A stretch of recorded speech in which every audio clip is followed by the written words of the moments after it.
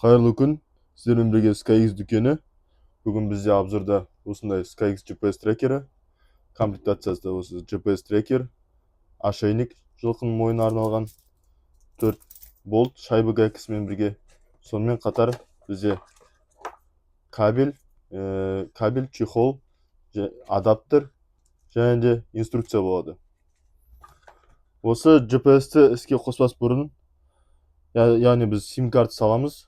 Ол сим-карта егерде жаңа сим-карта болса, біз оны ең алдымен иінға тіркейміз. Кейін осы GPS-ке салып, осы SMS звонок арқылы қолданамыз.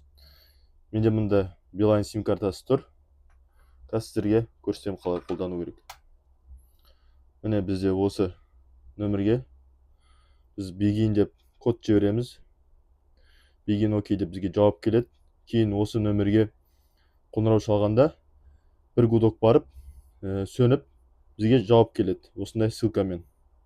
Яғни мұнда долгота, широта, осы уақыты, батарея және де осы қай жерде тұрғанын көрсетіп тұрады.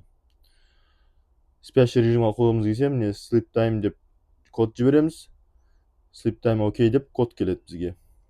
Уақытты дұрыстау үшін Қазақстан бойынша бір уақыт, сол үшін time zone 1 2 3 4 5 6 пробел және +5 деп код жібереміз, сонда уақыты дұрысталынады. Міне бізге ссылкалар келді. Осы ссылкаға кірген кезде GPS-тің қай жерде тұрғанын дәлме-дәл көрсетіп тұр. Осы карта былай түсініксіз болса, біз спутник режиміне қосамыз.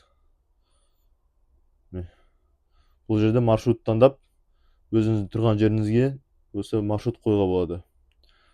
Бұл сонымен қатар SMS қана арқылы істемей, қосымша Winnes GPS қосымша арқылы істейді.